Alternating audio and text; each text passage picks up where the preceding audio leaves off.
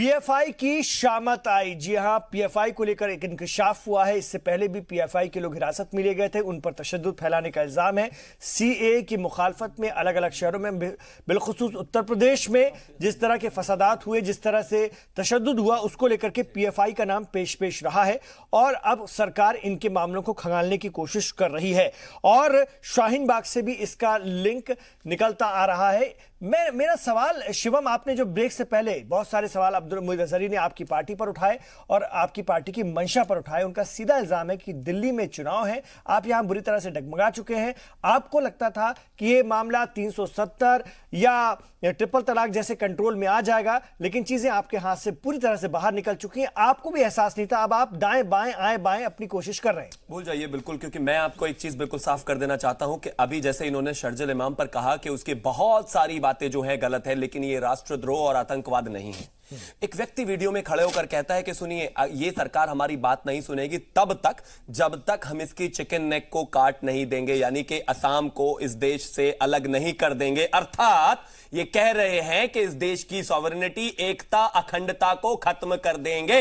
हम इतने मुस्लिम वहां पर हैं कि अगर आप 5 लाख लोग इकट्ठे हो जाएं तो असम को हम इस देश से अलग कर देंगे। मुझे सिंपल भाषा, सीधी सरल भाषा में यह बता दीजिए कि यह अगर राष्ट्रद्रोह नहीं है तो क्या होता है राष्ट्रद्रोह और आतंकवाद। और दूसरी चीज, आपने कहा कि भारतीय जनता पार्टी दिल्ली इलेक्शंस की वजह से इधर उधर की बातें कर रही है, इधर उधर भाग रही है। एक बात बताइए, शर्जील मेरा आदमी है, शर्जी और संगठन से भारतीय जनता पार्टी के संबंध है नहीं ना, वही अमानतुल्लाह के साथ खड़ा हुआ है, वहीं पर दोनों स्टेज शेयर कर रहे हैं, वहीं पर वो लगातार बात कर रहे हैं, इस देश के खिलाफ जहर उगल रहे हैं, मुसलमानों को कह रहे हैं कि आपकी दाढ़ी काट दी जाएगी, आपका बुर्का हटा दिया जाएगा, आपके कपड़े बदल दिए जाएंगे, कहे जा रहे हैं ना। मतलब वो कहे ठीक है, उसी मंच पर खड़े होकर शर्जिल जहर उगल रहे हैं। देश के अलग अलग जगहों में जाकर एक व्यक्ति जो स्कॉलरशिप पर पढ़ रहा है, वो आज एक और सवाल नहीं सुना, परसों कहीं और है, वो कह रहे हैं देवेंद्र पर बात कर रहे हैं और ये कह रहे हैं कि भारतीय जनता पार्टी बौखला गई। हम सिर्फ इतना कह रहे हैं कि इस देश के खिलाफ जो भी बात करेगा, देवेंद्र में आपको राष्ट्रद्रोह, और ये तो वही लोग हैं ना जो कहीं ना कहीं राष्ट्रद्रोही गद्दार नहीं दिखते, जो इस देश में से राष्ट्रद्रोह के कानून को ही खत्म करना चाहते थे। देवेंद्र सिंह पर आप क्या बोल रहे हैं? बिल्कुल, इस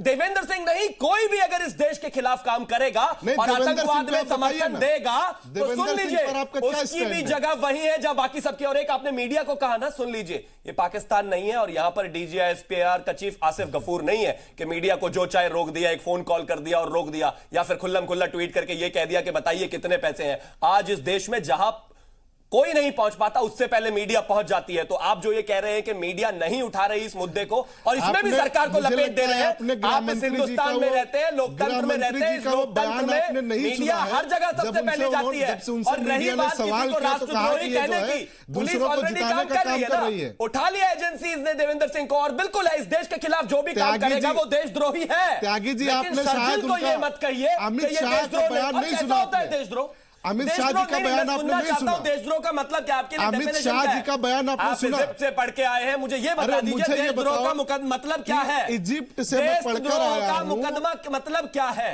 देशद्रोह का मतलब क्या होता है? ठीक है, मैं बता रहा हूं, बताइए। आप बताएं कि जो देशद्रोह का मतलब क्या है? आप बताएं, देशद्रोह का मतलब क्या है? मैं वही बता, देशद्रोह का मतलब कि शर्जील इमाम ने जो चिकन नेक कट करने की बात की या असम को इंडिया से कट ऑफ करने की बात की, 2 वर्ड उसमें इस्तेमाल हुए हैं। क्या उसने असम को सेपरेट करने क्या की? बिल्कुल कहा। क्या उसने ये नहीं कहा कि इस समय मुसलमान गुस्से में है, इसका फायदा उठाना है हमें? ये सही है, सब कुछ कहा। मैं कहा कह रहा हूं आप कह रहे हो कि कुछ चीजें उसने सबसे पहले, लेकिन ये देशद्रोह नहीं। देख लीजिए, अगर ये देशद्रोह नहीं है तो क्या? देखिए, आप लोगों के पास परिभाषा बताइए ना, क्या आप लोगों मैं सीधा पूछना चाहता हूं, देशद्रोह की परिभाषा क्या है? भाजपा के 7 लोग हैं परिभाषा क्या है? और एक और चीज, भाजपा पर सवाल कर ले तो देशद्रोह हो जाता है। मुझे आप बता दीजिए कि शर्जील इमाम की किसी भी बात से मैं इत्तेफाक नहीं करता हूं, लेकिन अगर उसे देशद्रोही, आपने कन्हैया कुमार को देशद्रोही कह दिया है, न जाने कितने लोगों को आप देशद्रोही कह रहे हैं, लेकिन आज तक किसी को आप देशद्रोही साबित नहीं कर पाए। आप परिभाषा नहीं बताएंगे, देशद्रोही की बताइए ना। हिंदुस्तान में बीजेपी एमपी के अलावा कोई ऐसा है जिसे आप देशभक्त कह रहे हो, और किसी को भी आप अभी तक देशद्रोही साबित नहीं कर पाए। 2016 से अब तक जेएनयू के स्टूडेंट्स को आप देशद्रोही कह रहे हैं, और आज तक नहीं साबित कर पाए, और उसके बाद आप कह रहे हो कि अब हमें परिभाषा बता दीजिए। शिवम, मेरे सवालों पर रहिए। मैं संजय जी आपके पास आऊंगा। ये पीएफआई के अकाउंट्स में जो पैसे जमा थे संजय जी, उसमें से भी 50% नगद था। ये नगद पैसा निकाला गया है, और ये कहां बटा होगा, क्या बटा होगा, वो तो जांच का विषय है, लेकिन इसको किस तरह से देखा जाए? देखिए, जैसा मैंने कार्यक्रम के शुरुआत में भी कहा था इमरान साहब, नगद में पैसा निकालना ये एक बहुत बड़ा संदेह देता है, कोई डाउट ही नहीं है इस बात में कहने का। लेकिन ये हम इससे एकदम कंक्लूड भी नहीं कर सकते कि ये जो नगद में निकाला, अगर वो आदमी जिसने वो नगद 50,000 रुपए निकाले हैं या 5 लाख रुपए निकाले हैं, वो एक्सप्लेन कर देता है कि मैंने इस स्कूल को दिया, इस मदरसे को दिया और यहां पे दिया, तो वो कहां से होगा? पहली बात। दूसरी बात, वो एक्सप्लेनेशन अभी चाहिए। आप इसको सीधे कंक्लूजन नहीं ले सकते। मैं अखिलेश यादव भी इल्जाम लगा रहे हैं संजय जी कि नोटबंदी के बाद आतंकवाद खत्म हो जाएगा, ये दावा किया जा रहा था, और ये भी कहा जाता कि हो गया। तो भारत की सरकार की एजेंसियां क्या कर रही हैं जब ये ट्रांजैक्शन हो रहा था?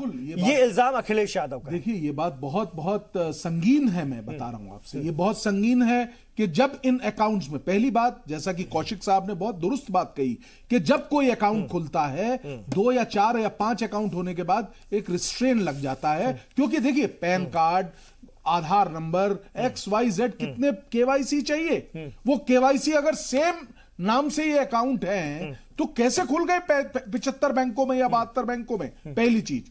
और उसके बाद यहां तक चलिए खुल गए, उसके बाद उन अकाउंटों में कैश जमा हुआ, उन अकाउंटों से कैश विड्रॉ हुआ, या बाहर से भी पैसा आया है, ऐसा एलिगेशन है। तो ये कैसे हो गया? क्योंकि हमारी एजेंसीज, हमारा सिस्टम अब इतना परिपक्व हो गया है, इतना मजबूत हो गया है कि हम देख सकते हैं कि आपको मालूम है एक बात, 50,000 रुपए से ज्यादा जमा होते ही आरबीआई को नोटिफिकेशन जाना होता है, और कोई भी आदमी 50,000 से ज्यादा अगर जमा कर रहा हो तो उसको पैन कार्ड दिखाना लाजमी है। सेम केस विड्रॉ में भी आता है। तो इन परिस्थितियों में ये सब एक, हम किसी भी तरीके से, मैं इसको प्रोटेक्शन की बात नहीं कह रहा हूं, ये हुआ है। अगर हुआ है तो 2 फेलियर है यहां पे। पहला, हमारी एजेंसीज का फेलियर है। दूसरा, अब यहां पे बहुत बहुत जरूरी बात जो ये है कि हमें इन्वेस्टिगेट करना है, हमें देखना है कि अगर इस रकम का गलत इस्तेमाल हुआ शिवम, है एजेंसीज तो उन तमाम लोगों को एजेंसीज की नाकामी, एजेंसीज की नाकामी।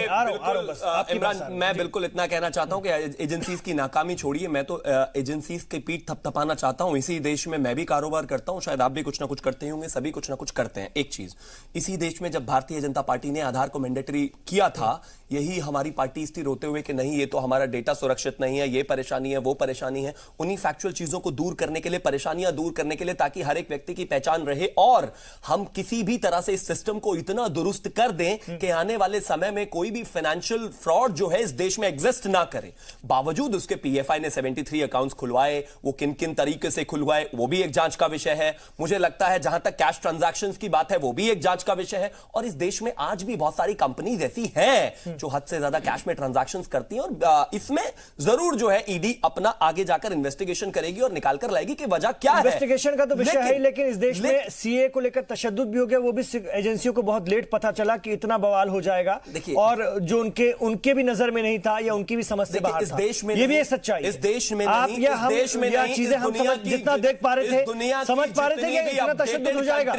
सीए को लेकर भी परेशानियां होती हैं, लेकिन मैं कहता हूं कि जब बाहरी सोर्सेस किसी चीज को इस तरह से अफेक्ट करने लगे, जब चीजें इस तरह से निकलकर आने लगे, जब पॉलिटिकल पार्टीज जिनको इसलिए शायद इस देश में चुना जाता है या वो कभी इस देश में सरकार में रही है कि वो इस देश के लिए काम करें, जब वो देश विरोधी नारे लगाने वाले स्टेजेस पर पहुंचने लगे, उनका समर्थन करने लगे, और जब ऐसे नारों को सही ठहराने लगे, और शर्जिल जैसे लोगों को भी जब ये कहने लगे कि ये राष्ट्रद्रोह नहीं है, तो आप समझिए ना सिस्टम में किस तरह से अंदर तक घुन लगा हुआ है।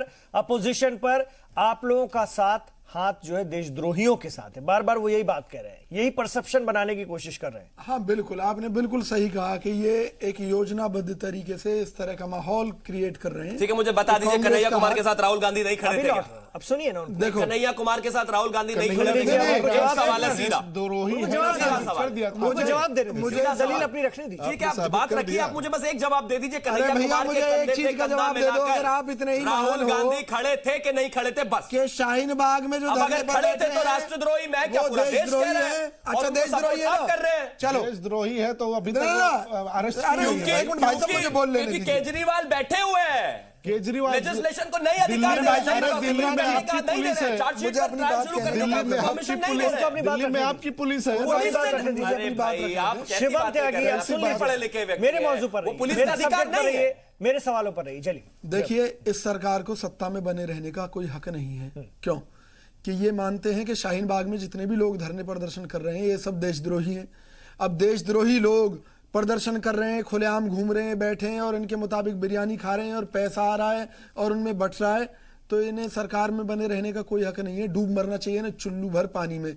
दूसरी बात सुनिए, इसमें हम कह रहे हैं कि भाई जांच का विषय है, लेकिन जिस मुद्दे पर जांच हो चुकी, आपने उत्तर प्रदेश के अंदर एक व्यक्ति को पकड़ा कि भैया ये इसका पीएफआई का मास्टरमाइंड है, इसने पूरी यूपी में हिंसा कराई। 1 दर्जन से ज्यादा लोग पकड़े गए हैं सर। सुनिए ना, जो उसका चीफ उनकी बताया जांच चल रही है। मेरे प्रोग्राम में हम लोगों ने कई बार चर्चा की है। मेरी बात तो सुनिए इमरान जी, जिसको मास्टरमाइंड बताया गया था वसीम अहमद उसका नाम है, कि भी इसने जो है सारा फंडिंग बांटा और लिया और ये किया और वो किया, उसके खिलाफ पुलिस सबूत पेश करने में विफल रही और उसे जमानत मिल गई। इतनी जल्दी जमानत मिल गई। अगर वो वाकई देशद्रोही है तो सोचिए वो बाहर निकलकर क्या करने वाला है। और जब इनकी सरकार इस टेक्नोलॉजी के युग में भी उसके खिलाफ सबूत पेश नहीं कर पाई, तो आप देख लीजिए हमारी कानून व्यवस्था कितनी लाचार है, लचर है। जिस देश में माननीय प्रधानमंत्री जी को शर्जिल का वीडियो देखकर निर्णय लेना पड़ता है कि भाई ये व्यक्ति तो देशद्रोह की बात कर रहा है, इसके खिलाफ मुकदमा दर्ज हो, और जब मुकदमा दर्ज होता है तो ये सरकार सत्ता में बने रहने लायक नहीं है। और मैं तो ये कहता हूं, शाहीन बाग के लोगों, लानत है तुम्हें कि तुम्हें देशद्रोही कहा जा रहा है और तुम देश के प्रति अपनी वफादारी सिद्ध नहीं कर पा रहे। और ऐसा ये लोग भाजपा के लोग कह रहे हैं, तो या तो अपनी वफादारी साबित करो, वरना डूब मरो कहीं तुम भी चुल्लू भर पानी में। अब या तो वफादारी साबित करने का समय है, क्योंकि आप केवल व्यवस्था के खिलाफ लड़ रहे हैं। तो कांग्रेस ये भी बता दे कि कैसे वफादारी साबित करनी है। देखिए, कांग्रेस तो एक बड़ी सीधी सी बात है। कांग्रेस पार्टी देश के लोकतांत्रिक व्यवस्था के तहत अगर कोई भी व्यक्ति अपने सही मुद्दों के साथ धरने प्रदर्शन पर बैठा है तो उसके साथ है। अगर ये लोग देशद्रोही हैं तो मैं कहता हूं कांग्रेस की तरफ से, कांग्रेस पार्टी किसी भी देशद्रोही के साथ नहीं है। लेकिन इनके कहने भर से, अरे इन जुमलेबाजों के कहने भर से इनका संबित पात्र कुछ भी झूठ बोलेगा उसको। तो पीएफआई की शामत आई और इल्जाम ये है पीएफआई का भी, और यहां पर हमारे बैठे कांग्रेस के लोग हों, चाहे अजहरी साहब हों, चाहे संजय चड्ढा जाए, कि ये कहीं ना कहीं उस तरफ जाने की कोशिश है कि जो लोग मुजाहरा कर रहे हैं, जो लोग सीए की मुखालफत कर रहे हैं या जो उसमें इन्वॉल्व हैं, उनको किसी ना किसी तरह से तंग किया जाए। शिवम की अपनी दलील है। मैं लौट रहा हूं शिवम, आप ब्रेक से पहले कुछ सवाल उठाए थे विजय कौशिक जी ने, उनका जवाब दीजिए पहले, फिर मैं अब्दुल्ला मोहित अजहरी साहब। ये कहते हैं कि अगर इस धरने में कुछ गलत है या देश विरोधी बात है तो कांग्रेस उसके साथ नहीं। आप अगर की बात करते हैं, आपने ये कहा आप सुन लीजिए, मैं बड़ी शांति से सुन रहा था। हाँ, बता देता हूं ना कैसे, सुन लीजिए। आपकी आजादी है, आप सड़क पर बैठेंगे, आप आजाद है बैठने के लिए, लेकिन बाकी पूरा दिल्ली 4-4 घंटे जाम में फंसा रहे, उनकी भी तो आजादी होगी ना कुछ। आप 10% लोग बैठ के या 5% या 1% या 1 लाख लोग बैठकर पूरी दिल्ली को परेशान कर रहे हैं। आप कहते हैं आपकी आजादी है। एक जर्नलिस्ट वहां पर जाता है, आप उसको पीटते हैं, भागता है वो अपनी जान बचा के, लेकिन आपकी आजादी है तो आप जो चाहे कर सकते हैं। आप मेरे लिए देश को गाली देते हैं, क्या मतलब है? आप झंडे जलाते हैं, कह रहा हूं, अगर आप देशद्रोही कहीं बैठे हैं, चिन्ह बदल देते हैं, आप इस देश के प्रधानमंत्री को हिटलर कहते हैं, लेकिन आजादी आपकी है साहब, बाकी किसी की आजादी है ही नहीं। और ये देश विरोध बिल्कुल नहीं है। आप ही के मंच पर खड़ा होकर देश विरोधी नारी लगते हैं, लेकिन कहते हैं अगर ये, अरे अगर वीडियो में भाई भारतीय जनता पार्टी नहीं कह रही है, इस देश की पूरी मीडिया कह रही है, जो आपको रोज नेताजी नेताजी कहती है। अभी भी आपको इमरान भाई ने खड़े होकर कहा कि आप कांग्रेस के नेता हैं, आपको कांग्रेस का नेता बताया तो आप मान गए कि हाँ मैं नेता हूं। यही मीडिया जब कह रही है कि वहां पे देश विरोधी नारे लग रहे हैं, वहां पर जर्नलिस्टों को पीटा जा रहा है, अरे ये तो बिकी हुई मीडिया है। मतलब क्या कहना चाहते हैं आप? इस देश की मीडिया ने उन वीडियोस को दिखाया, शर्जिल को दिखाया, वहां पर जो नारे लगे उनको दिखाया, जो दिल्ली के हालात है उनको दिखाया। तो भैया मुझे बताओ ना कि कांग्रेस शर्जिल के साथ कहां खड़ी है? अगर ऐसा है तो ये गलत है, अगर नहीं है भाई है शर्जिल के साथ कहां खड़ी है? वहां पर ओपनली देश विरोधी, मतलब आप कांग्रेस के कार्यकर्ता हैं क्या? जो आप कह रहे हैं वीडियोस आपने नहीं देखे वीडियोस? भाजपा के लोग भी कह रहे हैं कि वो भी जा रहे हैं वहां। भाजपा के लोग गए नहीं गए शाहीन बाग में? वहां पर भाजपा के लोग कोई नहीं गए। पुलिस ने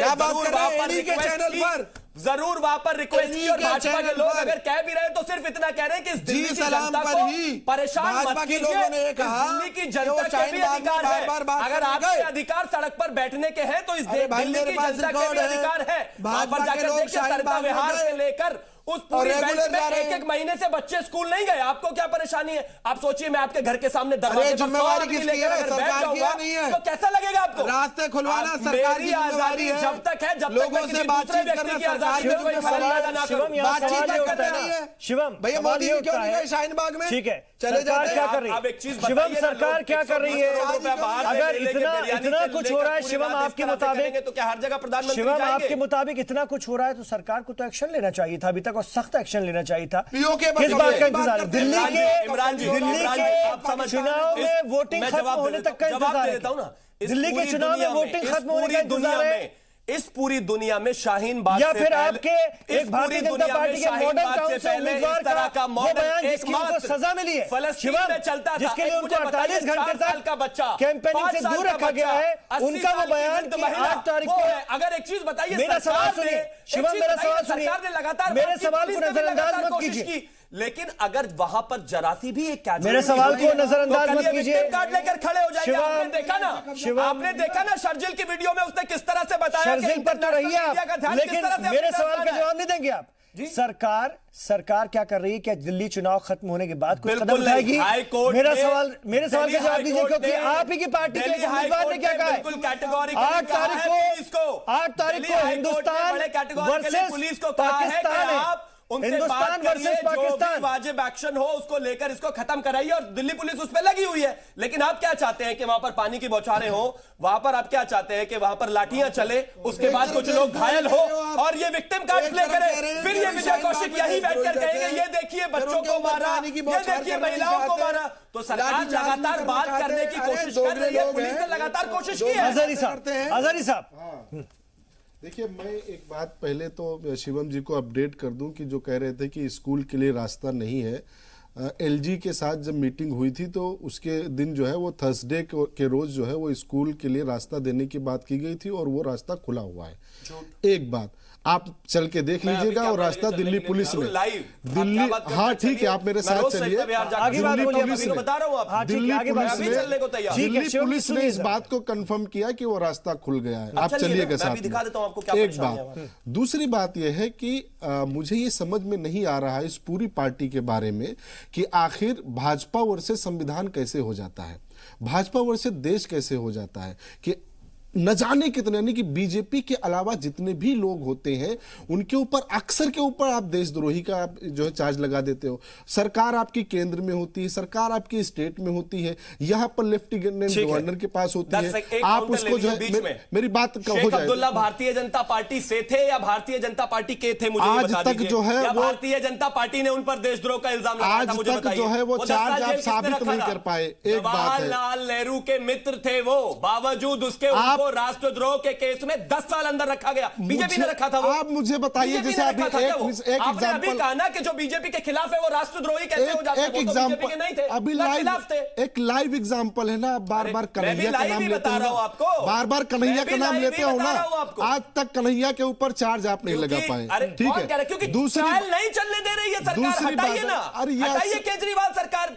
एक साल से बैठे हुए हैं, असल में भारतीय जनता पार्टी के साथ परेशानी ये है कि वो अपनी सारी नाकामियों को विपक्ष के कंधों पर रखते हैं।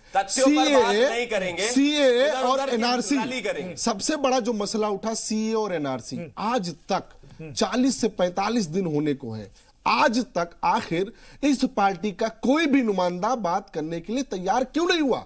कोई एक किसी एक को भेज दीजिए, आज तक बात नहीं की।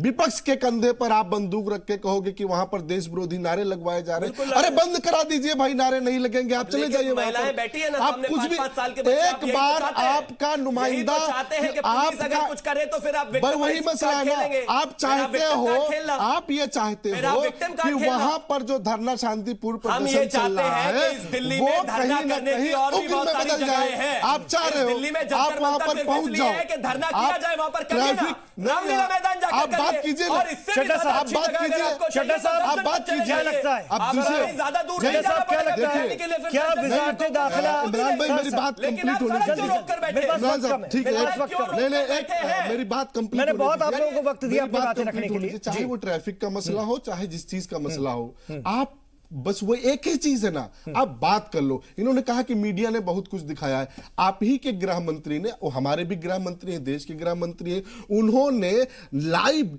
टीवी चैनल पर मीडिया पर इल्जाम लगाया है कि ये जो है ये बाइस है और एक पार्टी को जिताने का काम कर रही है। आप बताइए कि मीडिया को आप कहिए, अमित शाह ने कहा और किस चैनल के बारे में कहा, वो भी मैं आपको बता दूं, वही चैनल आपको बार-बार बता रही है। क्या मसला क्या है? आप जो है एक ही मुद्दा, एक ही हल है। पिछली बार ये एनआरसी और सीए खत्म हो जाएगा, प्रोटेस्ट भी खत्म हो जाएगा, कोई एक नुमाइंदा आकर के बात करने को तैयार क्यों नहीं है? आखिर भारतीय जनता पार्टी अहंकार में क्यों है? नहीं, और मेरा सवाल तो असली साहब फिर आपसे, फिर क्या ये मुजाहिरीन का अहंकार है, अना है? ये मुजाहिरीन का हक है कि जब तक कोई सरकार का व्यक्ति ना आए, हम नहीं उठेंगे। एनआरसी और सीए को लेकर के जब से धरना शुरू हुआ है, आज तक बैठे हुए एक ही बात पर कि आइए जरा सा बात कर लीजिए, हमको समझा दीजिए, हम उठ जाएंगे। और हम जो है इंतजार कर रहे हैं कि शांति व्यवस्था को किसी तरीके से इस तरह के प्रोपेगेंडा से भंग किया जाए, उन्हें उग्र किया जाए और उन्हें फिर देशद्रोही के इल्जाम में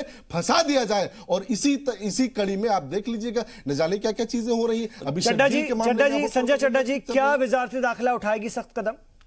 देखिए, उनकी एजेंसियां, खासतौर से पीएफआई वाले मामले में जो इंकशाफ हो रहा है, जो जांच चलना शुरू हुई है। जी देखिए, अगर इनको इस तरह का इन्वेस्टिगेशन के दौरान इस तरह के तथ्य पाए जाते हैं कि कोई है, तो उन लोगों के खिलाफ सख्त कार्रवाई होगी। और मैं यहां पे अजहरी साहब की बात से बिल्कुल सहमति हूं, 100% सहमति दे रहा हूं कि क्यों नहीं एक डेलीगेशन जाके उन लोगों के साथ बात करता।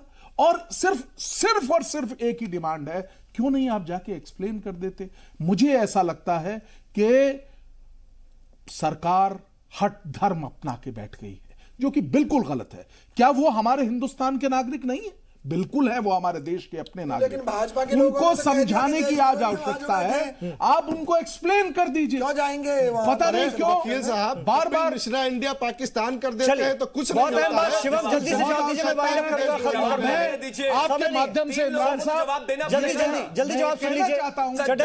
जवाब सुन लीजिए। संजय जी जवाब सुन लीजिए। शिवम देखिए, मैं अभी आपके सामने ऑफिशियल टीवी पर चैनल पर बैठकर कह रहा हूं, 2 पेजेस और 1 लाइन का ये बिल है।